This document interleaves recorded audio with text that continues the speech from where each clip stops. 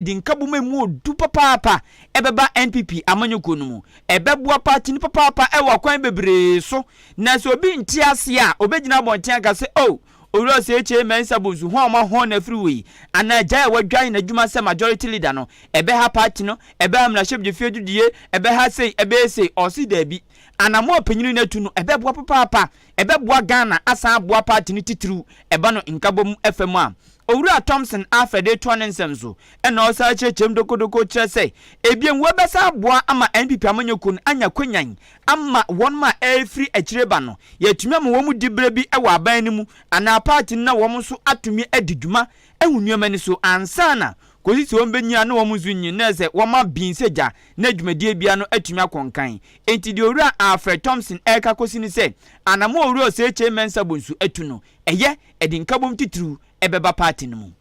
He decided to step down, so we move on as a party. But I believe that his expertise is needed elsewhere, and they needed him to also guide the new people into the seat. We shouldn't forget that in the 9th Parliament, he wouldn't be part of Parliament. And sometimes it's good to get someone who appreciates and understands to guide people whilst he is in Parliament, to put them in the right seat. He took a matured decision. He took a decision that would benefit the party. He looked at the party first. Decided that I'm resigning for the interest of the party, for the elections we are going into. We need that unity, and that unity alone is what can win us this election. He's ready to put everything aside and make sure that that unity is really fostered very well for the interest of Dr. Alhaji Mahmoud Bawumia, who he believes should be leading the next course of action in the country. So, I mean, everything that he's doing, he looks at the bigger picture. He takes a bold decision on behalf of the party to make sure that the party stands tall. Onipa amuti so kasebiri bi atwam na oye deputy managing director Emma National Investment Bank yetwa ni tiafen NIB osanso eye NPP ni mapa otua ni di usie ni bibia se NPP ni ba owura Alfred Thompson nene na muti na mrashe bedwam Akan Kasiebo nsa chaya wonum aye no sane ye obi anim samse sese o maye nsa chaya no pa ampa wo maye na sese ye kase majority leader ya boni di ayowura ni monyamfo Alexander Kwame na afenyo King na papa iso agi atum sampa majority leader no wobedi ono na beda Akan Kasiebo ano enti na wose wo hwe na wonya akasa ho bi na jawade ma na manfo enti ani ya wagina simpie ni apaso akan sama hodro agi atum se obeye majority leader wono ebeda Akan Kasiebo ano ewo emrahye bedwam na bra wade enase ensemo ema party ene Ghana for no ojewu se adibra wo mo dia ma nani so papa no agina mrahye bedwam o ene ejai jebrofo ni go sa no so hwe jani ni sunsun nya jani ketuo akwantuo mrahye bedwam titru akwantuo ene amanyosam akwantuo no enya akwantu ketwa akwantu kasia peche have akwantu a wo fa Libya kwanso akwa heaven na heaven kwada aha ze gidie na mo na wutuo no enti wo hu ade ne danso wo gidie se ade ne wo ho enti sa anamoni bi da watu a ewo politics mu ahwe nyankopon ahye nanimonyam ho na ne wo cheche ni nsemu de tudwa kire se enya ho gonso wa beda papa ewo na manyosem ho wa fiti prako pa na obedru ha se yese o afenyo maaki ni yehwe fantini de hye kron wa bono ho modern papa ntwetwe de wa wobi ene no wakotre no wa betre din tipempem de ya nanso ni nyada mu onyankopon abono ho ban akura no ewo eye amanyosem akwantuo ni mu na wosese etoda bia obi na mo no ayesrepe na so wahye de papa bi wahye ne wigi papa bi ahye ni kronchia moku sewa na kra wo kwaso be ma so bosiutu na wo bone tai na boss wanunu aye ni tini jeri kakra na wahye spress no wo kwa no yi achia wakense aya kale se shu ya aya papa ya wo mo se ne buodin so onya bi hyehye gengam na wakwa no otwa wakense abukase asumasi de wodi do nyamya boni yo na me de hwe wose yanka mu asamo nkyira wa uhunu na sada ya boni din a yesesese won behwe no bedo Akan Kasiebo ano enye adwuma ketwa no waya betsi enne se ye hye nanimonyamo waso wo ka ensem ba ko mienu miensa bi a kire Ghanafo na Ghanafo hunu se mrahye badwam ho no oya so wo ba no na nya hogonso osi 2004 ene ono ane patam afutu ho no se mepese me mrahye badwani enye woyi ni tia pe ene nananom ahemfo se hwan abanie no apampia die udi ne sanse afanya mark no mo se de watch re sa come on go sit down ana ja ma no kwatena ne ba bi dwene ne ho age 2004 no wa mo ama na anya MP no and was you there go and sit down matena se 2008 and was me mesa ba bio ero de o se the party for no am say who be this what benie akwasua manu benie come on go and sit down o pedia was pemrashe bedwani ayem pese me ko mrashe bedwam no mse hwe wo ba pa ye pempanifu atwotwo wuro awa party mu papa ko hwe ko mu den na ba bia pasa wo kro ne nyankwada agro no mu di wo mrashe bedwam ho tikọ na koye ho adwuma koye ho aduro wo se asa de ya yam awonyo de ama wo ya fa nchia ntuma awrade nyakopon we wanhwa betwa hwe wo se awonyo pa no wo mo yam de ma no party fo ni jeni ye esanse sabre na ne nsinhye dan fifiri ye na wo se 2016 ana nyensruma bi apie na wo se 2012 krampo the same teachers one about 2004 2008 2012 ho ana say ensruma bi to ne so na 2012 na wo se JA Kufuor Ghana man pani dada say what the baby adwen ho papa Kufuor braso do say wo ka kire honorable Hackman owusu ageman say onta ono afenyo mark nachi ya cheso muta nachi kakra na ne pa nyankopon ye nadom 2016 nyankopon ye nadom enne Ebenezer wabedrude wadure. Today is a day in my life that I never saw it coming. My journey in life has been very checkered. It's been rough, and sometimes it's as if there's going to be no light at the end of the tunnel. But today, I stand before you with profound humility and great honor to say that the party NPP has honored me to be the primus of this great chamber. Mr. Speaker, I take the opportunity here to share a few words. As a member of Parliament for Ifutu and a proud son of Winneba in the Central Region and chairman in the Volta region of Ghana, my long journey to this podium, as you may be well aware, received a lot of setback. Mr. Speaker, in 2004, when I first won my primaries, just 2 days to the filing at the East, the elders of Winneba said I was too young to be an MP. The opportunity was taken away from me. In 2008, I contested, and the result was 22-22. The regional executives of the party said that the then MP was a member of the constituency executive committee, therefore he had a casting vote. You can imagine the result. He voted for himself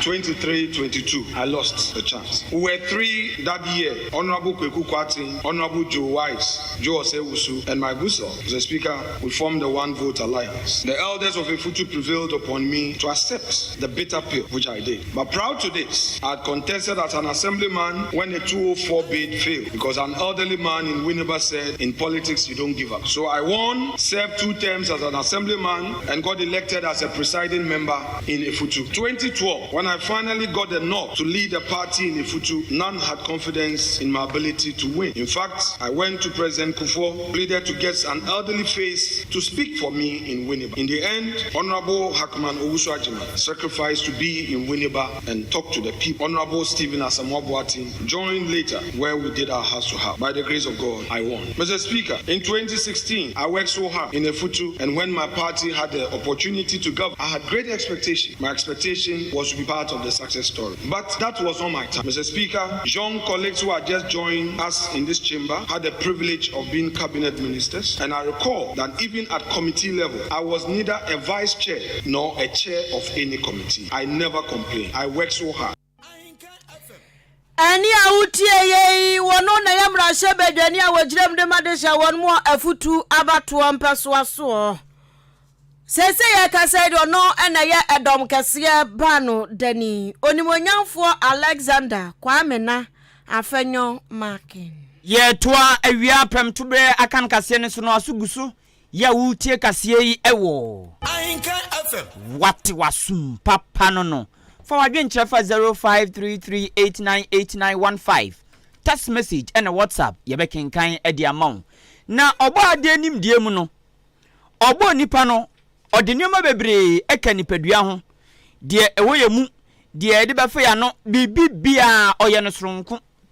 okɔ man bi mu a ɛsorokasa wɔ mo ka oba Ghana esrokasa yeka Ghana ya na nso okọ atifidumantemu esrokasa omoka okọ asantemantemu esroyekasa okọ premantemu esromokasa okọ framantemu esromokasa kasa ahodro nyankopon ebodi manipa ebi ye Swahili ebi ye French ebi ye English ebi ye Twi ebi ye Krobo ebi ya Igbe eguma udo bebre na kasa nso ebi won ma ye ka ade de to abosia guadwemu ena graba no motiasie pa obia ene ne kasa jesa mpa nyankropon ne tumi so na kasa wodro nyankopon de ka nipa ho no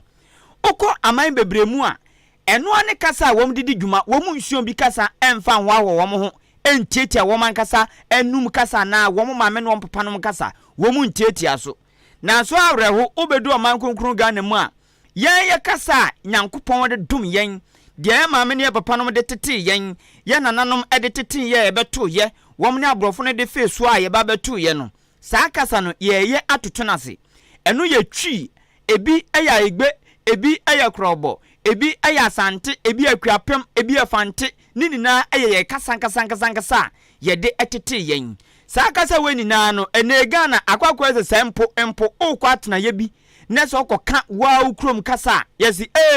osasu kurase ni de yehu bida osasu bon wa bon de yehu bida aso okoka wa ukrom kasa no baabi a yesi agwe wango school onye krati ni de oka ebe unsampa wako school kakra ya achewa kan brofo oka brofo de yesi wow this is a gentle boy wow this is a educated guy akoya ben oka brofo atese hu so ye obofo na no ayade bia atokoso empo uko schools awdroma ni atwrabo no don't speak vernacular na se enka ya kasa no enkoka fante enkoka frafra enkoka Igbe enkoka kasa bia eye ya nkasa Ghana ye kasa na mom kabrofo uko fum na enkoka brofo na enkoka kasa ofro bia yetumi kura de enwa na de asan ukom o chingwofo am na nkroma ka aba ni ata na pampam tan ade a wakoka bayi wakoka fante wakoka twi na yedi bibia sinsen okom na ade nenam enti yetwi kasa no ene ye kasa wodro bia ya eye ya kasa no yebuna nimtia dodo e wo Ghana mia wodo bebre enkadan na efe se nkwada ti school dem na nka ye kire mo mathematics we akonta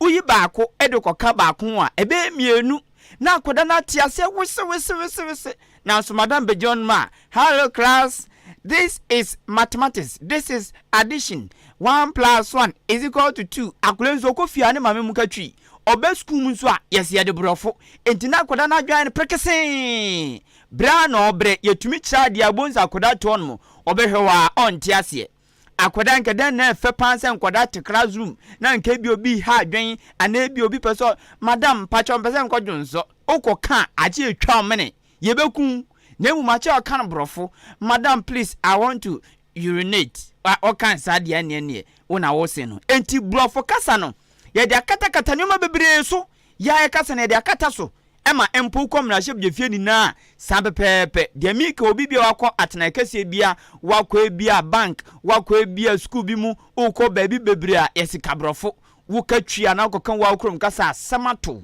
sa nioma wei ya bebeji nsem ewo Ghana anum sei enam so ama akom na hyebje fie wo mafrase edun dwuma se dem na hyebje fie dia ba ne se wo mo ba be nsakraye ewo kasemu se akom na hyebje fie abrofo wese ezongofo to abakra ma NPC mom kom na hyebje fie emududu na wo mo nte brofo no enso kom na hyebje fie brofo wese na NPC ehwegu na ekoba ne sa ebinum kura kire se brofo no se de MPs ni bi ntinti ama wo mutumi nkire wo madwo mra hyebje fie enti ubekọ MPB na watena mra hyebje fie a mfie bebre omie na no da brofo ne kan ye ne den ontumi nkan nkire no hu ye asema obeso kan ontumi nkan nkire mu ye nti ene pam no twan no on penetutum penunu no edi no tono na de ko say papa o say boni o no tim say ye bone ne de bre ne manfo say papa ne de bre o mu no tim no boni trase ye no eno de ne careful no jeje ho a etuom kra ye nhyehyɛ say sesi o mu ba be ka Ghana kasa e wo mra hyebje fi enam sa asem we so ama mra hyebje ni ma de hye wo Akachi North abeto ampeso aso e wo Framantam Volta region onumnyafo Peter Kwasi no tu koto papa idi atuja se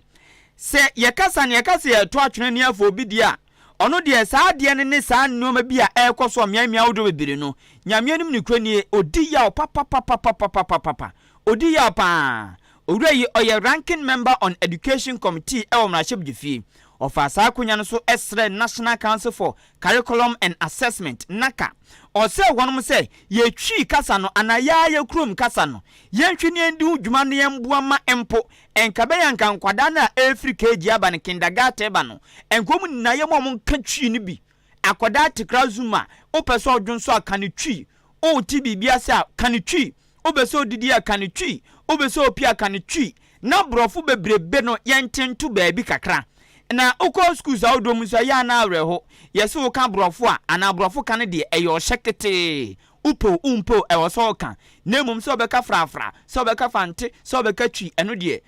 opa na usua opa unsua na so brofo ne de English language obeye o KG obeye o primary obeye o JHS obeye o SHS university so saa baby a usua English no chinchina chia ne ye jaye kasa na guo eno no owurei chese nka be ya yenyen sakraye na nke ya maye kasa no mum krampo meda ne chinchina china se ebesua ewo schools awodrumu ne ye ne sa ogidi se beboa ya mamre ne ya mane no ya ntoto nase ye behu ne ye ye bekram ye ne ye de ye bibi nso a ya ye ne ye ne atiase ye ama so abapa e de amayen. If we want to promote the language, why do we say it should be optional? We are not promoting the language. With the introduction of these crèche and international schools, they have spoiled the matter for us. Because as for them from class 1 or KG, then they introduce them to the English language. The instruction is in the English language. I think the Ministry of Education should look at that. If it is a policy that the instruction should be in the local language at the lower primary, that's basic 1, 2, and 3, then we should extend that to the international schools and the crèche and the KG. Motini ni ayonumnyafo Peter Kwasi no Chukoto oyemrashe bidwani ewo Akachi North abeto ampeso aso ewo Framantam oko Ghana mrashe bidwafie so ranking member on education committee ne enamuti yeyi na Ghana ya kase hu enamso Ahenkan news yaman bo 40 form ekobusa ase die yepese yeyi Ghana ya kasa as ya tuna sawram uko schools a yeso pa ena usua Ghanaian language opa na usua obi anhyew nanso ukope yes English brofo kasa ne de upo umpo e wo se usua saa nwema wei ya de ye to atwena kofo bi de no Ghana fo bi e kire wo madwen fa ho brofo kasa nyina net na yen mkuse kura se na ko school form 4 no yen na mafo kura brofo no ene se brofo na mafo no te no yen form 4 no ko yen tene sa ka bebo se mutima kan kasa horo nyina bi ente se kan GBC no no mo kan we ntena se ni na te ase kasa bia different bia wo bia beti bi no ko mo kan no an ka bebo esensa be brofo nkuto ente ase na mo so mo se kasa bia no mo be kan de se mo kan igbe na menti igbe o mo ka pepe na menti pipa ene na ngo mo kan brofo no mo mma ya megidi se ka bebo ayen sa esensa mo be kan different kasa na so yen and egulu so mbeka se yenso ye kasa ni bitwi kasa so bi bebe mu dia ene na bebo yi na ye maame no mo mlewa no mu ne ye na nanom kokora mu no omo so atimi ate ne ekọ omani keye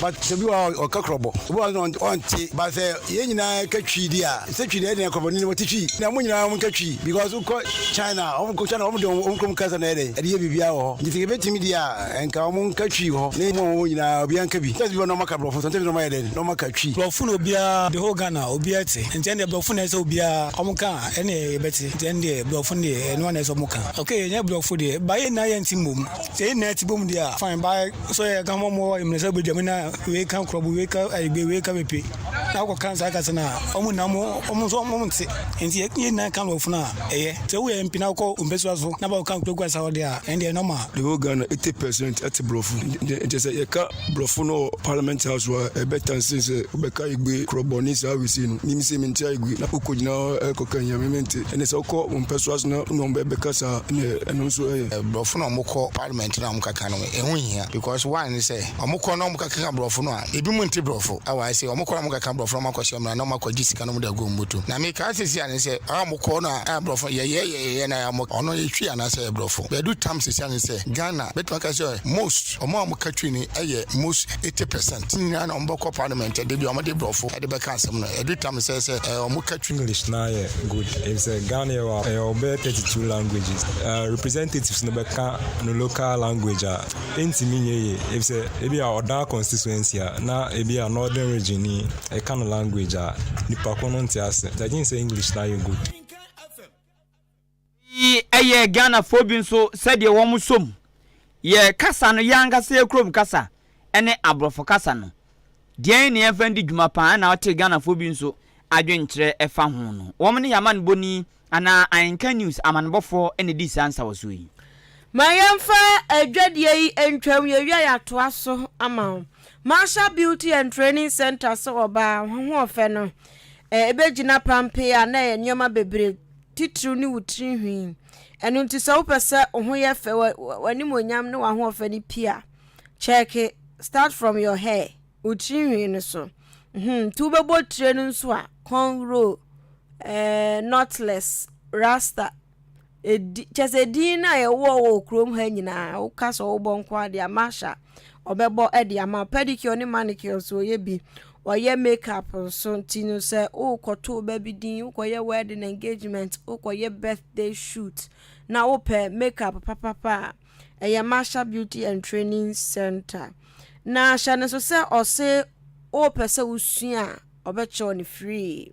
nia usua bia no obeche on free no nti ya na wahye no so de amame na kira kwan ewo oda Community Nursing Training School kwan no so a eho na behu Marshall Beauty and Training Center for 0208 309 581 0208 309 581 and 0244 171 0244 171 na ne no atwetwe enkomo sanso edna adwumako bi epe asase ahan enu nti asase no eda kwa ho pe odan kosi asane kwa ho a bisrewa ya na wa frɛ number 2 plots de kro 0244 8763 0244 na ne no atwetwe enkomo afi ma yento akasiebo no eswe Ahenkan FM Enkra epinche yen sama udra epinche yen se wobi ahyada hwanyame anim ne obronsam tikopo aje ono ane nkwa afiri ne nsam se asembe na si se ye de ben na ewiase no otode bi obu won mo oto won mo a se sebe nya na adwim na ha no ye nipa pa ya oye nipa a otimi didi ono ahu saduane ne mi kodi mi kono aduane mi sika ne mi di wetu anam a oye nipa sebe ona adwin mu da ho wobete se wahye ne ho akomfo na enioma bebre empe bebre nso wobete se esi obi ahye ne ho akomfo a na eye sebe obi a na adwin mu eha no ti saafo ne de omo no otibi ba anytime no atimi wo no ano adwen no nse hyada anya yi enkeke santi wo nso no ahye ne ho akomfo obu won so a ne de na adwen ya papa awe kasa didi bonkomo sere nanso da bibi ekoso wo da setrem abi on pese obeka kire obi obu ho no kra no a ebi won mo ba ma bi tete no no wafa aduro anom akune ho obu ho no mo a chese wo kana nim bebre kra no no atimi etrasia dwendwas ada na nipa nyina ti wiase yati fie ba akum na ye kama nim sa otimi eye no bibi na dia wa we mu no se where wanya fie dunu 15 years iti no hu ade kura be kire no so a 15 years ni omso dwen de na 15 years de say a broken heart say a broken leg say de ben yen hwe say ye be kwa homa no so ye ne ya mane boni atwetwe nkomo na sa awra husami a ba ya wanya fie dunu mu a wo san hui ekwaso ewo ekuro bi a ewo Adanse South District ni mu Asante Mantamu a kuro no din ade camp number 2 ya che sa kwada ne awra hosam pa kwan ya fa so a ono age ne nkwa free ne nsam dia misi ha minim enu nti no yenhwe se yebeto atwahoma no a na yensaka akuapem brother no wacheche asem no mu yie sade be na ye akoda wanya mfie dunu 15 years obi na ma no brokiate ne maame tete no papa tete no nya aduane ni ede be wakonyem na wo hunu akora papa eno no chese ensem de bebre wo bebusa ho kosan bebre ya panifo ne dom tibika so me ne be ma bi ata no wabu mi kwase ante no ba bia ne ha me ma me nku me ho na me nkwese se fere ye de ben no mubu babi sa ne wabu awie obu wie ya ha ko no ko chese no anu maduro obu otimi gina yi table so no wode ne kon na minim de ba mani padasani ade ne kon ahya homam se minie me ahoma me be twitebu no matwe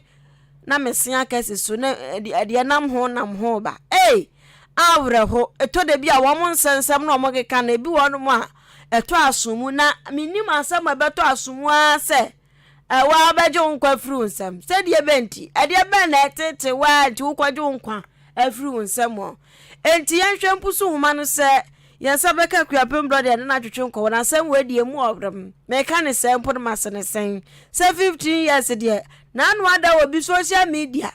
abaya kama wasigo be mabuni kwasea na nse ya obi 1 week kuramba emse Friday no za dabe wasi abema bi abuni kwasea osadian enti wahwe nyame nimpa no maduro abaya kama kokosesie wawu kwa sedie benti die na agege bi no dian ewom adano obi kase ahokyere wo misi ahokyere wo hokra no a nkwa de wuje nkwa de obi asho nti uzumi kokumi ho na we amekika nya ya mpanifo na yetete se omo obi asho omo ba bi asho be me na psapa se akwada 15 years de asemi emu obre mo enti ya nhwe se ya sabeka waba wo ho yenkwa oma ne so ne ya ne akuapem brother ntwetwenko akuapem brother atemenka ma ha o na yesi abaya 15 years mfie dunum wasan ne ho ede ne ya asap ne asampa ne se ne ha ne se yo mimi amedade sama minchi atiefo na awie yi mimi ya de ni kire Adance Saudi Street ko kitwa bi a waye process camp number 2 aseme fo ba na ayo hosem ni nyansa abayo wanyanfe mako sa ye dunum aye friend Emilia abayo twese wawie JHS aye this otua ni school so enti ma okohu na awofo se opeso otua school so ana na awofo no katia ni se nyade a wo betumi de na atua so sa me di efienyi na mum on twan kakra wode ne kwa kosua adwuma na abayo no kire se adwumasua no so nani nye ho enti sa na te dia na nkasa beje ni kra afini nsem enti won shaba you ya ekobeye enanan obekwa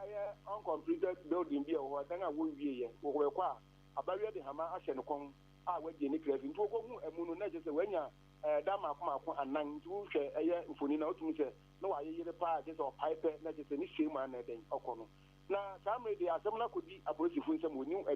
adibiate ogusu ye asem hwehwem ana emunu nso samre ameno kase ya befa emunu akohye emukurabia ewo nu adibiate nti samre de apolisifu gusu koye asem hwehwem nti minu ya ne be fie tibebe bia no ye de be ma atiefo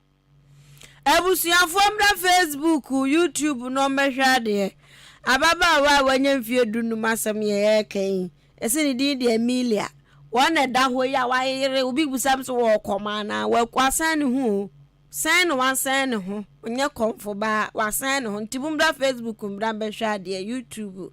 ya breho sampa na me pa cho wo akuapem brother akwada no na dwimu ha no o wa dwimu ya de dunia wabi sa sampa ye bi asotutu fom no abayo no obi a na dwimu da ho papa ana obi nso autum so ko school no onima de pa na mum school kono na adwumasua na akoye bibi sa no nankasa je ni krafin na so oka sa no na obi kokum ne share oni anu ho dia na obi ntumi nkire nti sa mede afonse fugusu ya asem nhwehwem ti ye de ni dia tipa se bi oka sa na obi nso afa akise ne obekum abayo na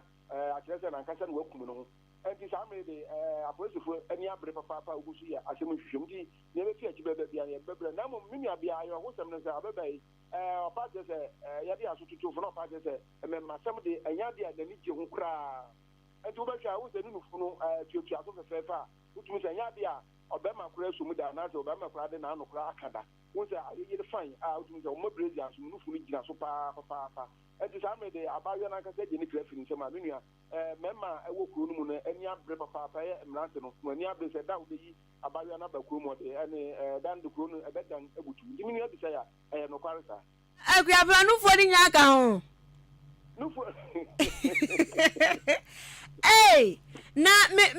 me science osan odedia ne dia na ku ne ho no osan no ho san na sitia ya obi cat bi wo ne ho echete bi obi na aku no se ne na wo ka no obi na aku no aye ne sa na se san kasa na owuo no esitia osan ne ho sen minya wo se dan no wo se woti na wodi nua bi bia bia mu nti anu bi na ode hama no san ya ode hye no ko na sania wati wenya na nani nti se obi na okum no so obi na obu no komo so say obi no dey ade wo no okum no because why you enti anya dey begu say obi na eden oye ne sa enti sa me dey aboyi fun won woni mo nga sem sa wo ogu so ye mo hwehwem nti ne be fi mu beba bia no ye be ma atiefo asemi awre ho papa asemi awre ho oh chese makwa ss me yamfa ho kwa ss ye obekwa kosua adwuma asem ni nyina ni nyina no ha ya dase watena fiache enti washa ya dia na wofo no ede ne beko enti fere de na fanyina mo ebi se pumpum go shi na nka ma pumpum shi amanje edi se o je ni krafi ni sema ene na je se bibie no na aja wakoda din no wadwene no ya dase onua bema ene wa mane bo awie